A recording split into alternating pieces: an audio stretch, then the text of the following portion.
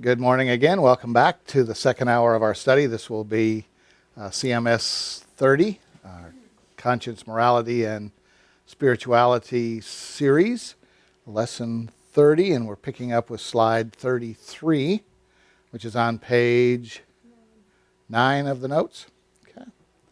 And we'll begin with a moment of silent prayer, the opportunity to utilize 1 John 1:9. If we confess our sins, He is faithful and just to forgive us our sins and cleanse us from all unrighteousness. If you need to do that, do so now, so you'll be ready for the study of the Word.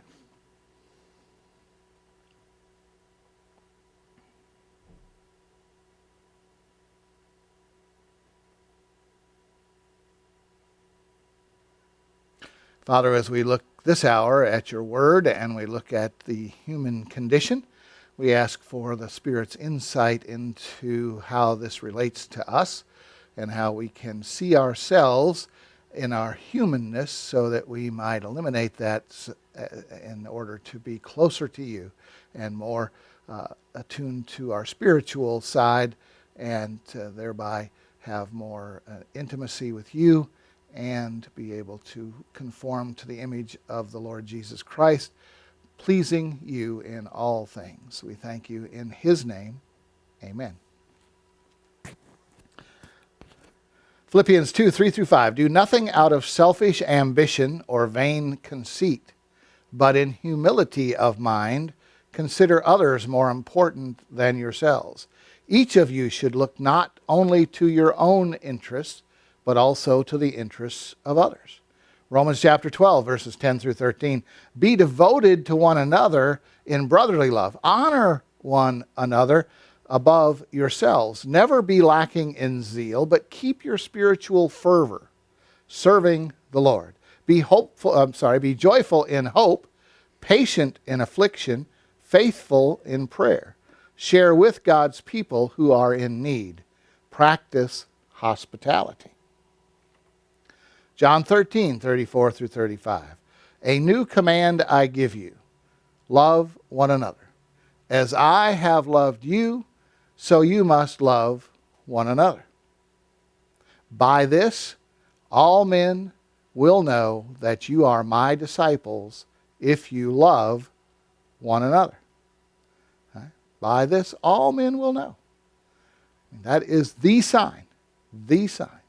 Proverbs 18:1. An unfriendly man pursues selfish ends. He defies all sound judgment. 1 Timothy 6:18. Command them to do good. That's intrinsic good. To be rich in good deeds. And to be generous and willing to share. Hebrews 13:16. And do not forget to do good and to share with others, for with such sacrifices God is pleased. If we fail to function in our reservoir of righteousness and function instead like an unbeliever, we function in the inherited human nature from Adam. Our choices then are limited to morality, human good, or immorality, sin. And we are forced to vacillate between the extremes of the two in every situation in life. Our goal over the next few months of class will be to identify the range of moral and immoral choices we make to determine the happiness motivator behind our choices and thereby allow us to differentiate our human nature from our spiritual nature.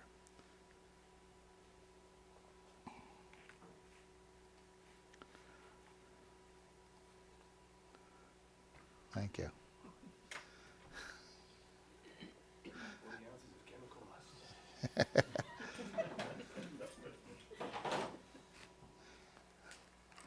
Cheers.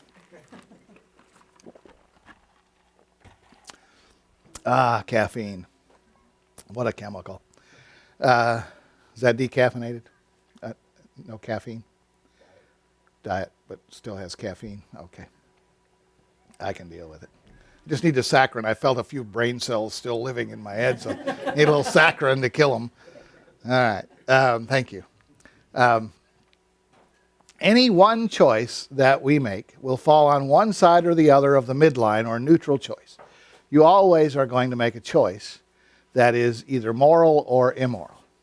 Okay? Some, as we'll see, are not exactly obviously at the extreme of morality or immorality. In reality, the choice will not always be a clear-cut moral or immoral choice, but falls somewhere in the gray area between the two. And that's what we want to find. From the immorality end, like murder, rape, those kind of things, all the way through to the moral side. In those in-betweens, how does chemical motivation function? How does approbation function? How do you act in those areas? And that's what we want to see. Because it's obvious the extremes of human good and human bad are easy to spot. It's the finer points that we need to be able to identify in our lives.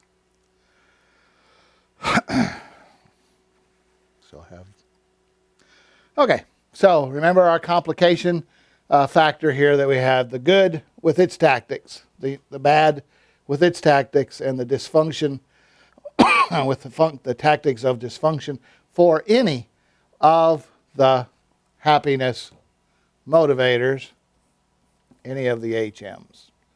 And so we now are going to look at the tactics of dysfunction.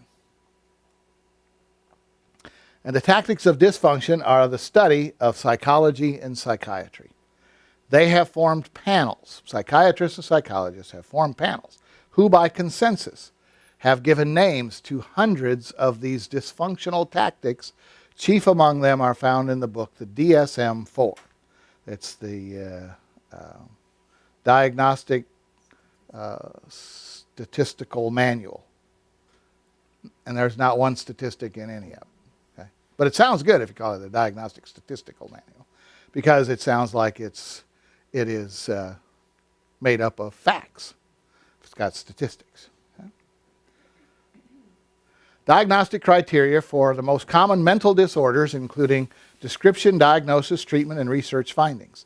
This list is a shortened version, an incomplete version of the DSM of Mental Disorders, 4th edition, published by the American Psychiatric Association, Washington, D.C., the main diagnostic reference of mental health professionals in the United States of America.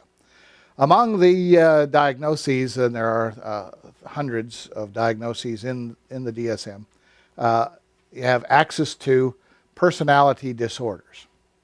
And under personality disorders, you have 3 clusters. And the clusters are more dramatic, more severe, more disabling, more dysfunctional as you go from A to C. Cluster A, you have the paranoid, you have the schizoid, and the schizotypal.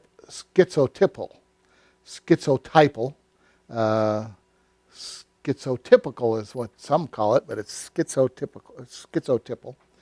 Cluster B, antisocial, borderline, histrionic, and narcissistic. And in cluster C, the worst, avoidant, dependent, obsessive, compulsive. So let's look at these from what you know about the hams and the hats. I think you'll find it very interesting. I don't want anybody to confess when it gets to them, okay? The paranoid personality disorder. A pervasive distrust and suspiciousness of others such that their motives are interpreted as malevolent, beginning by early adulthood and present in a variety of contexts, as indicated by 4 or more of the following. 1.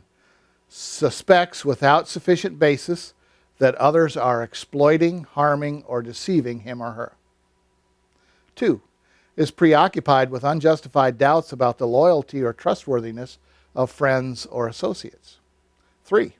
Is reluctant to confide in others because of unwarranted fear that the information will be used maliciously against him or her. 4. Reads hidden demeaning or threatening meanings into benign remarks or events. 5. Persistently bears grudges, is unforgiving of insults, injuries, or slights. 6. Perceives attacks on his or her character or reputation that are not apparent to others, and is quick to react angrily or to counterattack. 7. Has recurrent suspicions without justification regarding fidelity of spouse or sexual partner. Individuals with this cluster A personality disorder distrust others and are suspicious of their motives. Do you know people like that? Do you know yourself to be like that at times? Okay. I mean, how many of those 7 could you say at times that you have displayed? The schizoid personality disorder, this is not the schizophrenic, this is a schizoid personality disorder. Individuals with this Class A personality disorder express only a limited range of emotion in social interactions and form few, if any, close relationships with others. A pervasive pattern of detachment from social relationships and a restricted range of expression of emotions in interpersonal settings, beginning by early adulthood and present in a variety of contexts as indicated by 4 or more of the following. 1, neither desires nor enjoys close relationships, including being part of a family. Almost always chooses solitary activities. Has little, if any, interest in having sexual experiences with another person. 4, takes pleasure in few, if any, activities. 5, lacks close friends or confidants other than first-degree relatives. 6, appears indifferent to the praise or criticism of others. 7, shows emotional coldness, detachment, or flattened affectivity. No expression. How many of you know people like that? How many of you want to be people like that when you grow up? How many people are like that in some degree now?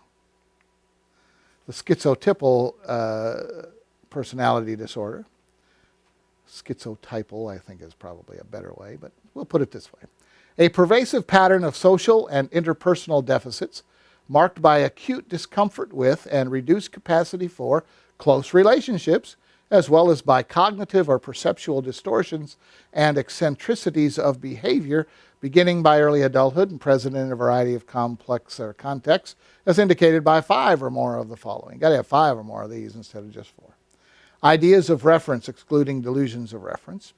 Odd beliefs or magical thinking that influences behavior and is inconsistent with subcultural norms. That is superstitiousness, belief in clairvoyance, telepathy, sixth sense, in children and adolescents, bizarre fantasies or preoccupations. 3, unusual perceptual experiences, including bodily illusions. 4, odd thinking and speech, vague, circumstantial, metaphorical, over-elaborate, or stereotype speech.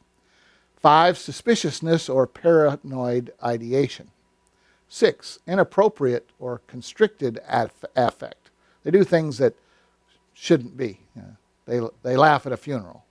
Right? They don't.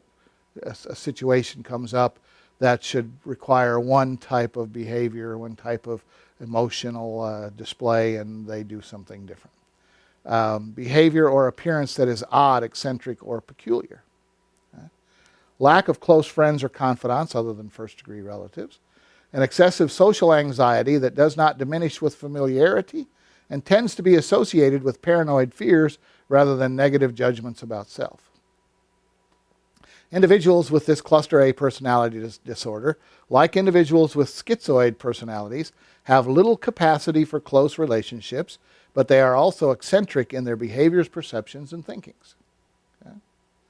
Have we talked about people like that before in our study of the happiness attainment motivators and our study of how people are described in the 5, the Big 5, the Enneagram, the Myers-Briggs, and so on. We've talked about people like these. The antisocial personality disorder. This is a cluster B now. It's a little more serious. Individuals with this personality disorder and their actions regularly disregard and violate the rights of others. These behaviors may be aggressive or destructive and may involve breaking laws or rules, deceit, or theft. A, there is a pervasive pattern of disregard for and violation of the rights of others occurring since age 15 years as indicated by 3 or more of the following. 1, failure to conform to social norms with respect to lawful behaviors as indicated by repeatedly performing acts that are grounds for arrest. 2, deceitfulness as indicated by repeated lying, use of aliases, or conning others for personal profit or pleasure. Sounds like some of your teenage years there, doesn't it? Number 3, impulsivity or failure to plan ahead. Irritability and aggressiveness as indicated by repeated physical fights or assaults. 5. Reckless disregard for safety of self or others. 6. Consistent irresponsibility as indicated by repeated failure to sustain consistent work behavior or honor financial obligations. 7. Lack of remorse as indicated by being indifferent to or rationalizing having hurt, mistreated, or stolen from someone else. The borderline personality disorder, which is the most common that psychiatrists and psychologists see. This is a cluster B personality disorder, and they behave impulsively, and their relationship, self-image, and emotions are unstable. A pervasive pattern of instability of interpersonal relationships, self-image and affects, and marked impulsivity beginning by early adulthood and present in a variety of contexts as indicated by 5 or more of the following. 1. Frantic efforts to avoid real or imagined abandonment. Note, do not include suicidal or self-mutilating behavior that's found in criterion 5 later on here in this section. 2, a pattern of unstable and intense interpersonal relationships characterized by alternating between extremes of idealization and devaluation. This person is the greatest person in the world. This person is no good. Identity disturbance. Markedly and persistently unstable self-image or sense of self. Impulsivity in at least 2 areas that are potentially self-damaging, such as spending, sex, substance abuse, reckless driving, binge eating, those kind of things.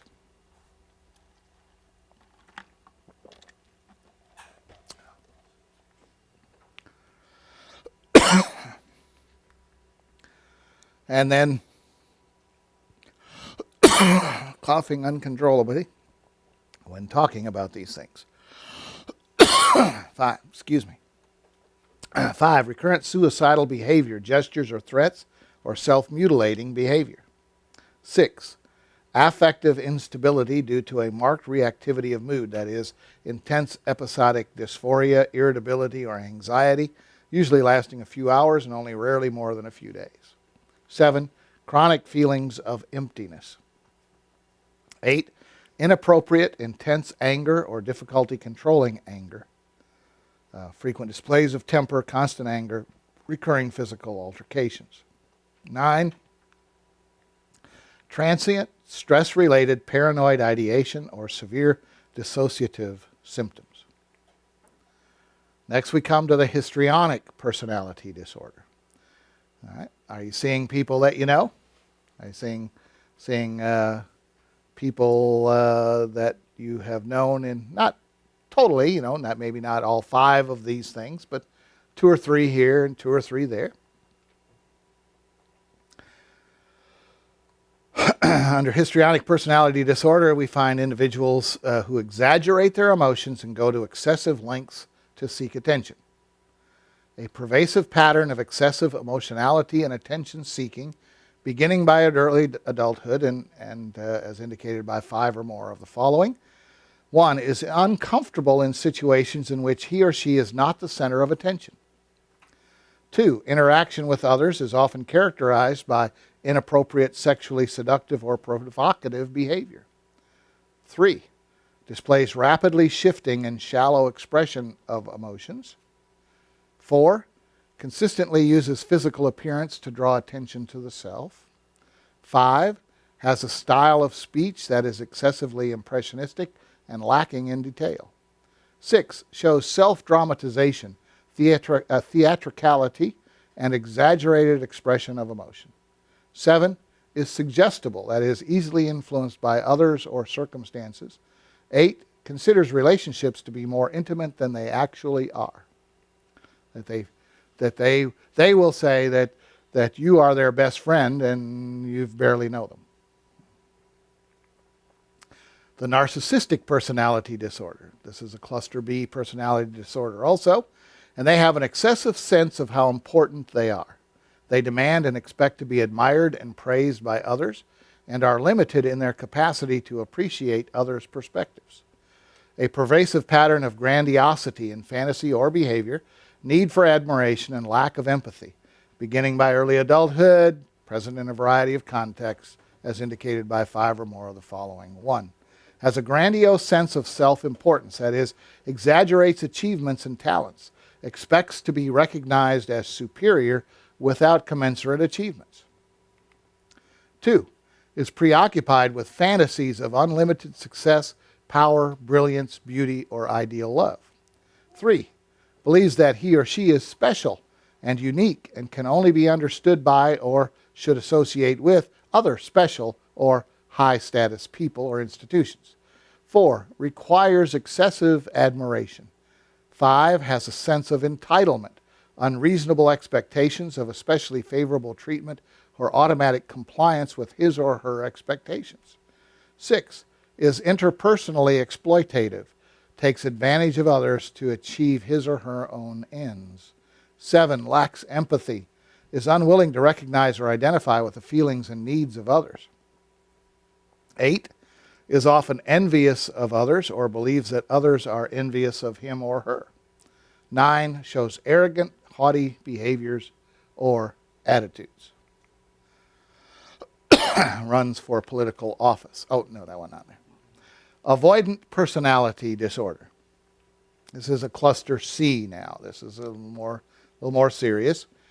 People with this disorder are socially inhibited, usually feel inadequate, and are overly sensitive to criticism. A pervasive pattern of social inhibition, feelings of inadequacy, and hypersensitivity to negative evaluation, beginning by early adulthood, seen in multiple contexts, as indicated by 4 or more of the following. 1, avoids occupational activities that involve significant interpersonal contact because of fears of criticism, disapproval, or rejection. Have you been picking out hams all through here? Happiness attainment motivators? Have you been picking them out? Did you see power? Did you see approbation? Did you see sexual? Did you see, you seen them? Well, what would you see in this one?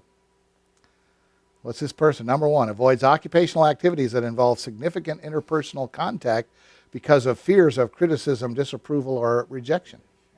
Approbation. And they are contrarian in their approbation. I'm afraid that I won't be, so therefore I'm going to avoid it. I'm going to withdraw and not do it. I'm going to avoid. It's an avoidant personality disorder. 2, is unwilling to get involved with people unless certain of being liked. Not taking any chances. 3, shows restraint within intimate relationships because of the fear of being shamed or ridiculed. 4, is preoccupied with being criticized or rejected in social situations. 5, is inhibited in new interpersonal situations because of feelings of inadequacy. So there's a little bit of a power security issue in there too. 6, views self as socially inept, personally unappealing, or inferior to others. 7, is unusually reluctant to take personal risks or to engage in any new activities because they may prove embarrassing.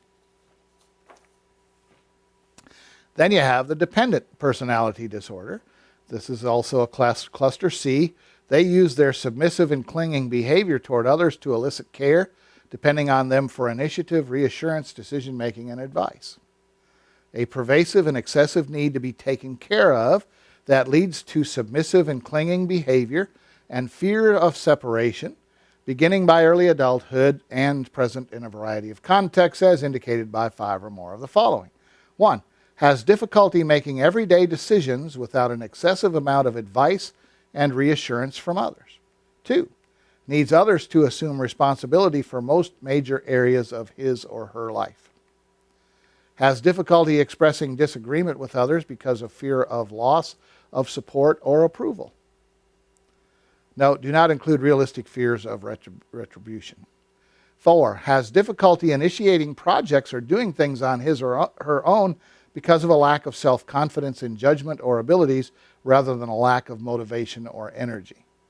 It's not that they're lazy. It's that they're afraid that they can't do it right or they'll be criticized. 5, goes to excessive lengths to obtain nurturance and support from others to the point of volunteering to do things that are unpleasant in order to get that nurturance and support. 6, feels uncomfortable or helpless when alone because of exaggerated fears of being unable to care for himself or herself. 7, urgently seeks another relationship as a source of care and support when a close relationship ends. Can't stand to be alone. 8, is unrealistically preoccupied with fears of being left to take care of himself or herself. So here we have this approbation from the opposite side. The first one was avoidant, afraid of being rejected, so held themselves back. This one, they want it so badly they'll do pretty much anything to have a relationship to be cared for. And the last of the cluster C is the obsessive compulsive personality disorder. They sacrifice openness, spontaneity, and flexibility to pursue orderliness, control, and perfectionism. These are actually very good people. These are wonderful people. These are people whom we should admire. Okay? Just to give you a little hint that there might be some points in here that you may have seen somewhere. A pervasive pattern of preoccupation with orderliness, perfectionism, and mental and interpersonal control at the expense of flexibility, openness, and efficiency. Beginning by early adulthood, present in a variety of contexts, as indicated by 4 or more of the following. Is preoccupied with details, rules, lists, order, organization, or schedules to the extent that the major point of the activity is lost. 2, shows perfectionism that interferes with task completion. In other words, is unable to complete a project because his or her own overly strict standards are not met. Okay? I can't get your next week's lesson done because there's so much information that I have to go through and get it perfected before I can present it. Right? Okay. So there's an example, a real life example, if someone would have something like this. 3, is excessively devoted to work and productivity to the exclusion of leisure activities and friendships not accounted for by obvious economic necessity. 4, is overconscientious, scrupulous, and inflexible about matters of morality, ethics, or values not accounted for by cultural or religious identification. All right, so what is this person so far? I didn't say who.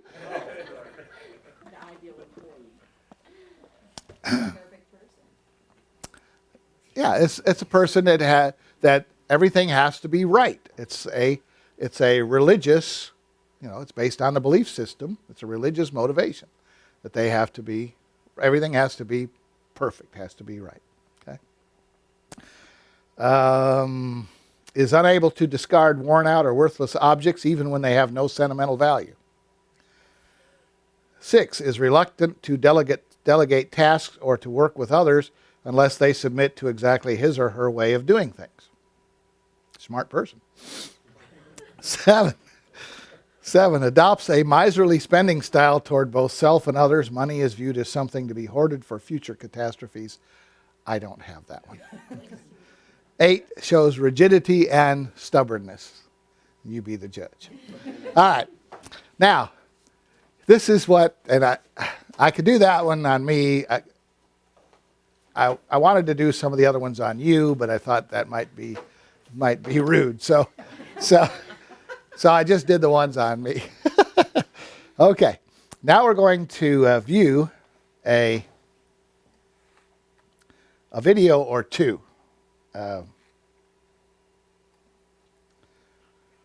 That I think you'll find very interesting, and we'll fit it in with how this relates, because this is psychiatry naming these things as personality disorders, naming them as diseases to be treated, and codified in the DSM for insurance reimbursement purposes. That's essentially what they are, to diagnose these things. Do you know that there is a disorder in the DSM called homework disorder for someone who does not want to do their homework. That's classified as a mental illness that you can treat. Okay, we'll see a bunch of things from this video, and then you'll get to see that there's a difference between good motivation, bad motivation, dysfunction, and what they would call disease or a mental illness. Okay, so here we go. Uh-oh.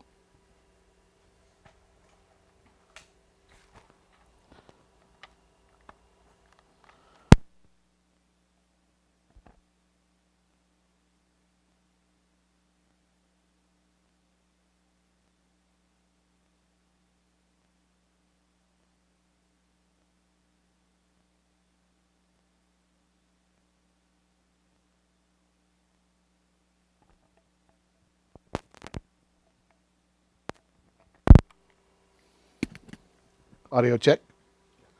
Back on.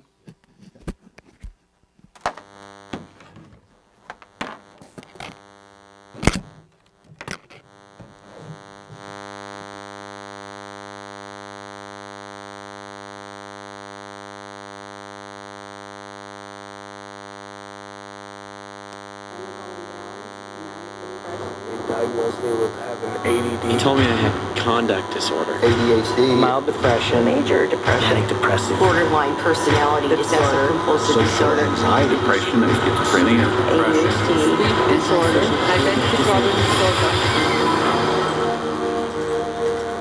But all of these so-called diseases are just made up. They're just fabricated. They're fictions of psychiatry imagination. What would psychiatrists do without their labels? They couldn't pretend to be real doctors anymore, you know? Neither could psychologists, you know? Diagnosing, what a godlike thing to do. Making diagnoses. Here's your treatment, a pill. Because so far they're not proving that any so-called mental illnesses exist. These are labels, and that's all they are. But without proof, you can't have credibility. So psychiatrists manufacture their own. It's based on a grab bag of checklists for disorders that are published in a book called the DSM, which is the Diagnostic and Statistical Manual. There are no statistics in this book, by the way. That just makes it sound more scientific. They create this question of disease, and they get together and they vote. Is this a disease? All in favor, say aye. The American Psychiatric Association is the publisher and owner and wealthy owner of DSM. They've made a great deal of money on DSM. Since the first edition of the DSM, the number of mental disorders voted into psychiatry's diagnostic manual has grown to 374. And with each new disorder, psychiatrists create yet another way to defraud the public. If you have 27 ways to bill in DSM, that's 27 ways to bill. If you have 300, that's 300 ways to bill. So you can pretty much find anyone walking on the street that can fit into a DSM somehow. When you build an insurance company, you can't say the word. You've got to say a number. And they have numbers for the most ridiculous things. You know, like arguing with your mother or peeing in the bed. Adolescent rebellion disorder is an official psychiatric diagnosis. Arithmetic learning disorder is an official psychiatric diagnosis. General anxiety disorder is a recent diagnosis. The psychiatric industry takes advantage of that. They say, wow, we can get these things categorized, make it look scientific, so let's label everything. Now we have a label for it. We put a coding. If you've ever seen a medical insurance form, everything has a code. In DSM, it just looks like sort of some magical numbers. Of course, what we're talking about is reimbursement for mental health treatment as an illness. The more types of codings, the more types of illnesses you can come up with, the more claims can be paid, and the more reasons for treatment, and the more reasons for revenue for the psychiatric establishment, for the hospitals, and of course, the pharmaceutical companies. Incredibly enough, while presenting the DSM to the world as scientific fact, psychiatrists freely admit its utter lack of science. We have no diagnostic reliable markers for almost any illness there is in the DSM. What we're testing for in psychiatry, it's hard to say because there's nothing specifically. But as far as a test that's clinically useful, basically we're not there yet. We don't have any laboratory tests that we can use to determine whether somebody does or doesn't have a mental illness. There are no good biological tests for detecting mental illness. There is no test, there's no biopsy we can do. There is no chemical test right now. There are no specific tests to confirm the diagnosis or show the improvement, like any blood tests or any x-rays or anything like that. Oh, in my practice I don't do any tests. I just speak with people and listen to them, and then I make a decision in what kind of illness. These diagnoses vary as widely as the psychiatrists who make them. In this hidden camera footage, a person visited several different psychiatrists, complaining of the same symptoms. I'm extremely unorganized, and I didn't used to be. It's caused problems in the family. It's caused problems getting, I'm self-employed. You've got ADD, ADHD, hidden depressed, and your depression is bipolar depressed. You have a brain chemistry disorder, and it's probably genetic. You have a lot of the symptoms of depression. So it seems like it is a mixed picture. What that means is like we got some depressive symptoms and some, high symptoms. If you're bipolar, I'll need to give you a mood stabilizer. We don't know how that works. Considered low-grade bipolar. You are more of the ADD than ADHD. And as far as medications for depression, because I would recommend that you start a medication, which are Prozac, Zoloft, Paxil, Celexa. Usually propylene XR is pretty good. They'll give you some Lexapro in the morning and some trazodone at night. Lamictal is a better medication for that. It works on your depression also. But the treatment for any bipolar cycling is the same. Lithium, Gramaron is another one. Trazodone, Secretol, Depakote, Wellbutrin, Lexapro, Lamictal, Equitroid, Depakote, Lithium, Ambien. You may need an antidepressant also with your Lamictal. We don't know if I give you a medication if it is going to work or not. To a certain degree, it's trial and error. You never know if it's the right drug. How many people have I cured? Well, there are no real cures right now in psychiatry. I have cured none of my patients. We're always challenged by our lack of knowledge. In fact, we don't know what the causes of mental illness are. Most mental illnesses, we do not know the cause. Of course, it would be nice to know exact reasons of disorders, but maybe in the future. I'm the Director of Research at the American Psychiatric Association. We don't know the etiology of really any of the mental disorders at the present time.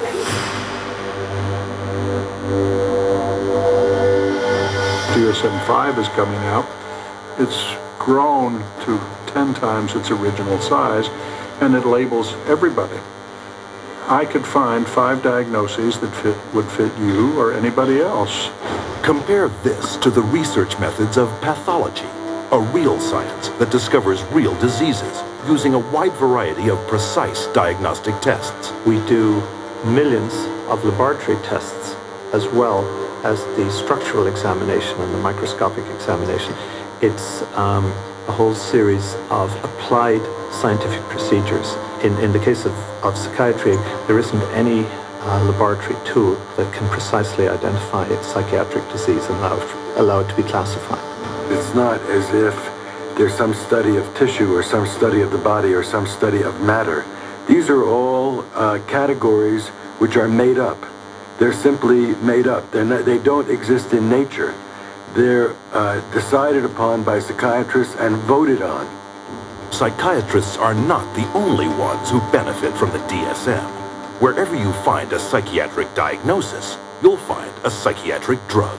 The pharmaceutical corporations now contribute enormous sums of money for the education of psychiatric residents and for the support of research by their professors, so that psychiatry today has become in America, has become very largely learning which drug to use with which disease or disorder.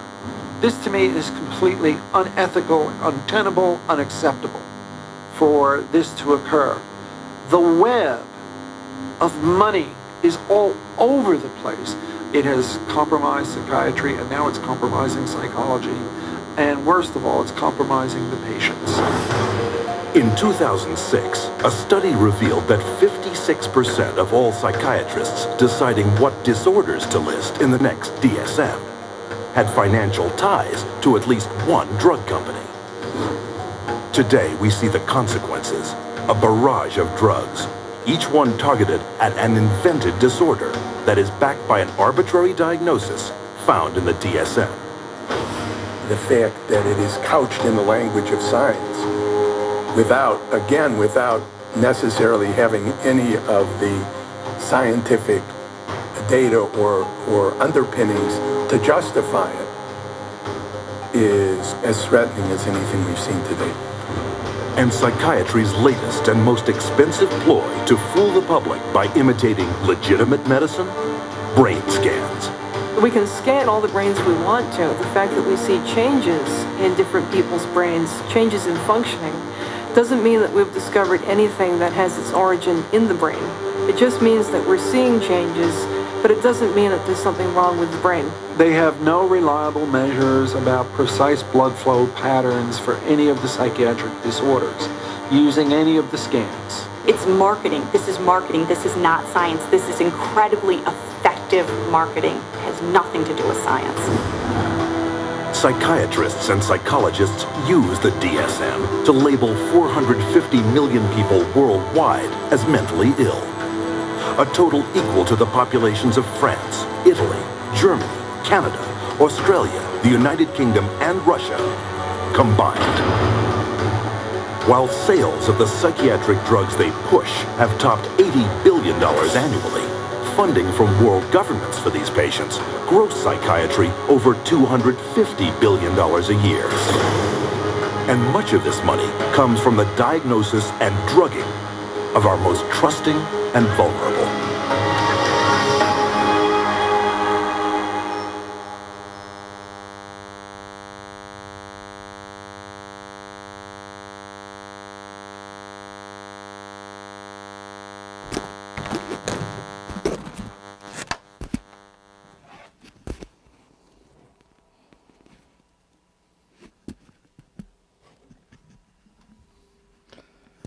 An interesting perspective by an anti-psychiatric group.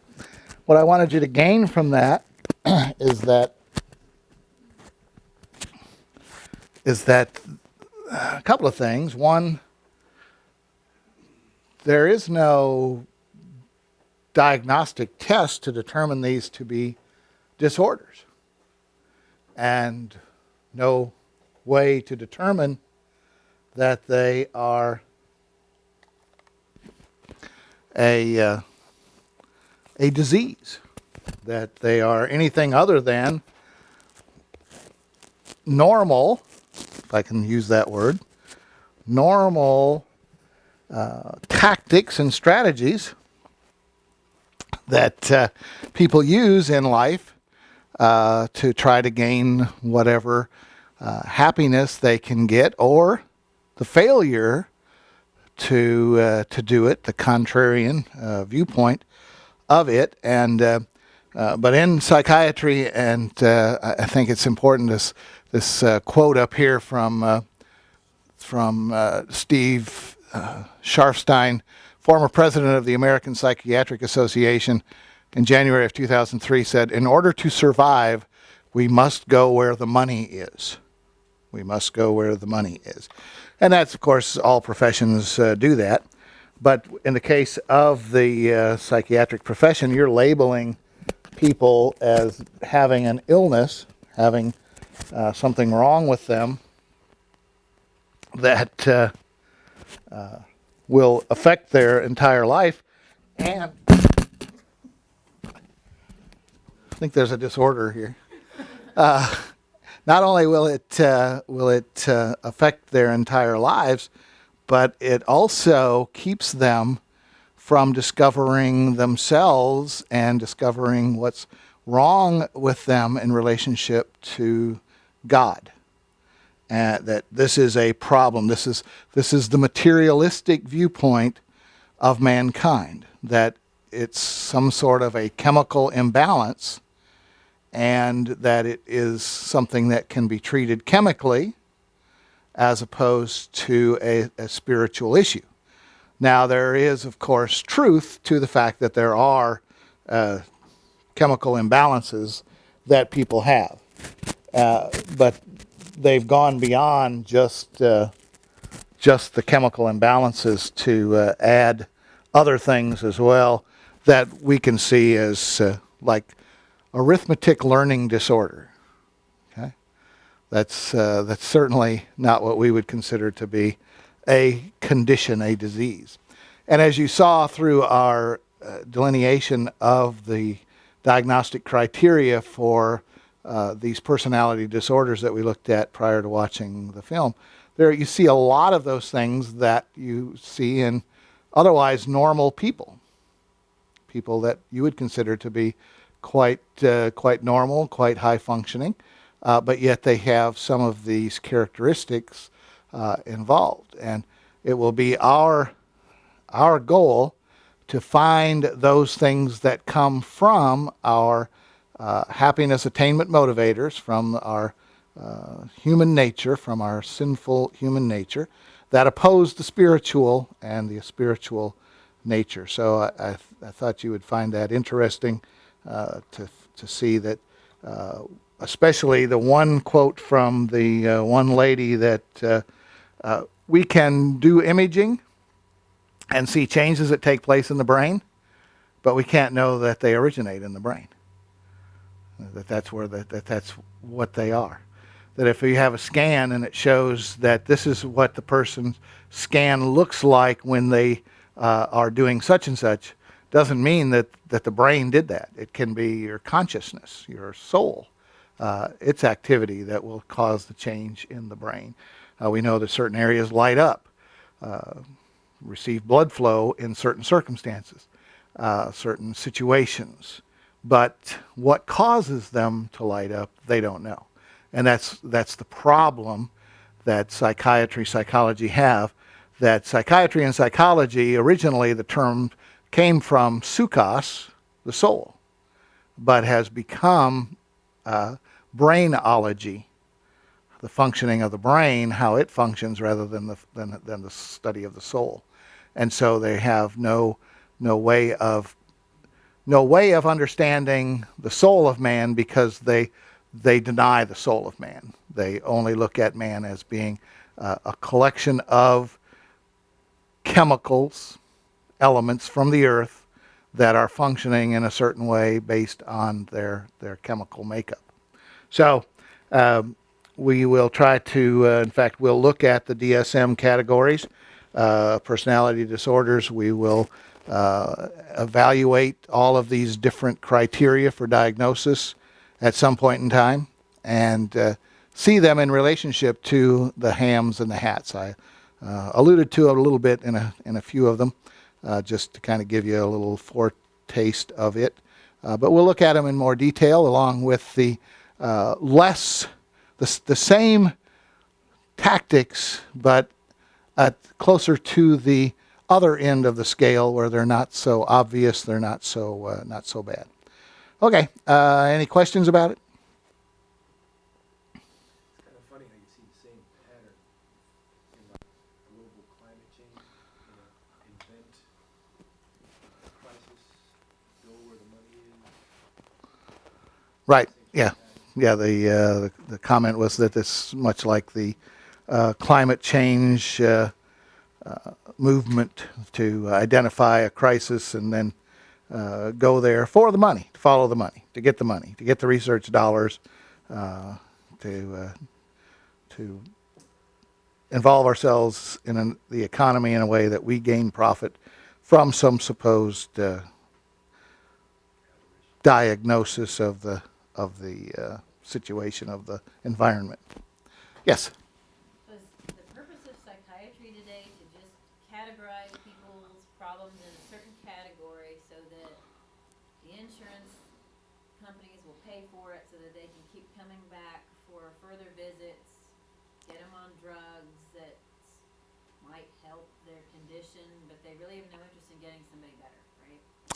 Well, yeah, the question is the purpose or the practice of psychiatry today is to give people a diagnosis so that the insurance company will pay, so the person can keep coming back and receiving more and more treatment, but they have no interest in getting people better. I think that they have an interest in getting people better. They don't know how to get people better. Psychiatry grew out of psychology that at first they thought they were going to talk people into getting better.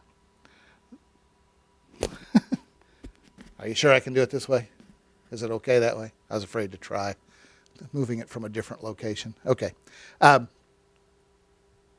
think that they want to get people better. It's just that they don't know how, because it's not an illness that you can measure with a blood test, so you can't give a drug and see if it's affecting the blood test. So there's no real research into how to get people better. So they do combine somewhat talking with the drugs. Some of them just only do drugs, only prescribe drugs, and never talk to the people after their initial evaluation that they do. Give them a test, and then they have them fill it out, and then they diagnose them. And they say, take this drug and come back in 6 weeks or 12 weeks or 6 months, and you come in and they say, well, how are you doing now? And they say, well, I'm no better. And they say, okay, well, let's try this other drug and see how you do with it. And hoping that they can change the function of the brain. And you can change the function of the brain. I mean, you can wipe out a person so that they have nothing, so that they're just zombies.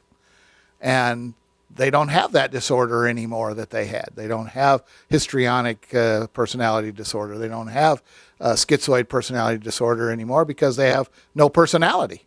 Now, their personality has been destroyed because of the drugs.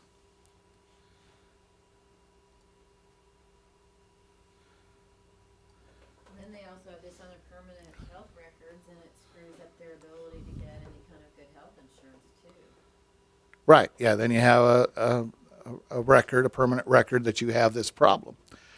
Never did orient, did I? Okay. So let's see what we come up. When you also talk about human attainment, there are many people that, like, counseling or whatever is their addiction because it keeps feeding into whatever they believe would make them happy and why things are wrong. You know, like people where, like, when you talk to them, they are illogical when you talk to them because they keep believing the lies and what the counselor keeps telling them, and they just keep going back to that, and that just keeps feeding that. Right. And that comment is that counseling reinforces the person's happiness attainment motivator and reinforces their belief system, and so they keep going for the counseling because they get the good out of it. If you have a soul, okay, that influences a brain, okay, by what we think in our soul, our brain reacts to that. The brain is the communicator between the soul and the body, okay? If I want to accomplish something, my soul must tell my brain, and my brain then must fire in order to have my body do whatever it is. So if the soul is working in an area of social interaction, then there's an area of a brain right in here that will light up. But this area of the brain is not producing that. It is reacting to what the soul has told it. So we can then give a drug that deadens this area of the brain so that it doesn't function a lot, functions less. So then that person cannot express their soul.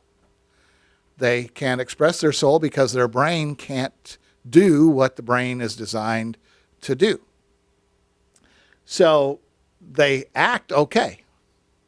Let's give them Ritalin. Let's give a kid Ritalin. Okay.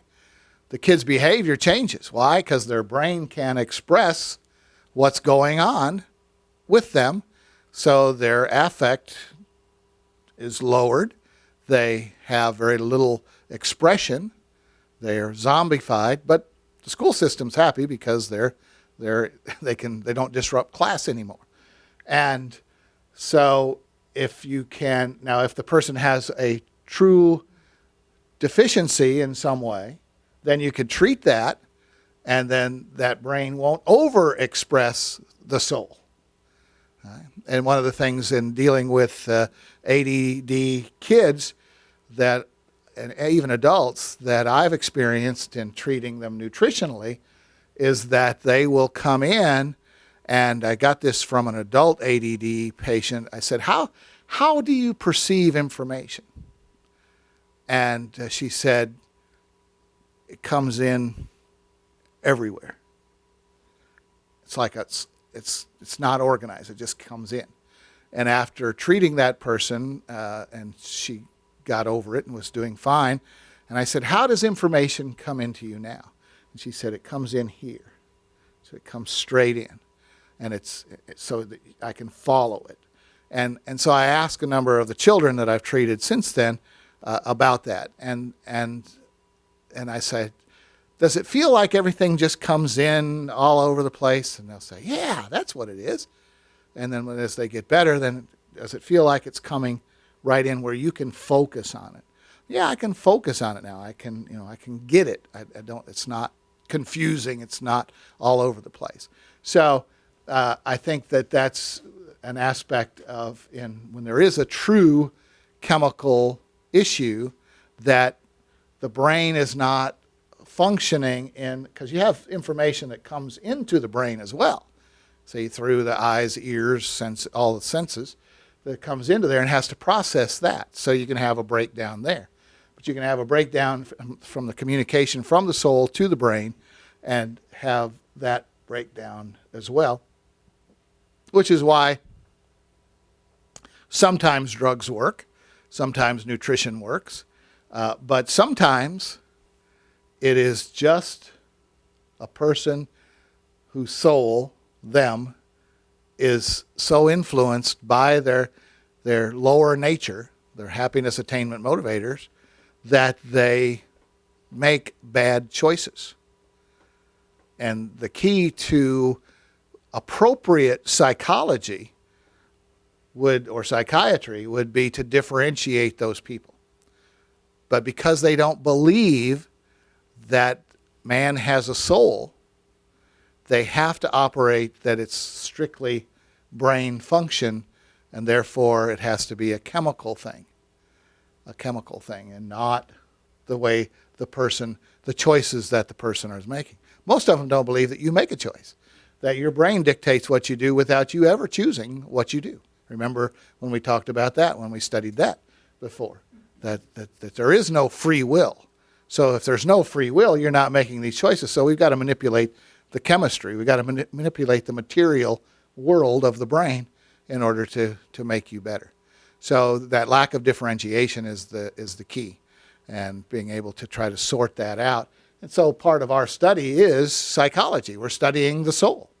And we're going to study the soul and how it's influenced by the lower nature. Remember, all of these neurons in the brain are pre-wired to function in the sinful nature. The sinful nature inhabits every cell of the body, including the cells of the brain. So you're predisposed to function in the sinful nature, to function in your human nature and make those decisions. And it's going to be human good or human bad. It's the only two choices that you have, until you add the spiritual dimension that comes in and gives you an alternative choice, the spiritual life that will control your decision making. Okay, well, I just wanted to give you a taste of what we're looking at and how it's looked at from the secular world, and what we're going to try to do so that we can identify the difference. We would handle an arithmetic learning disorder much different than a psychiatrist would handle an arithmetic learning disorder. Okay?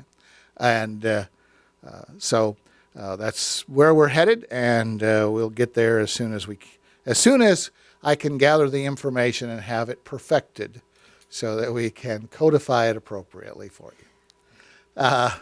Let's close with a word of prayer.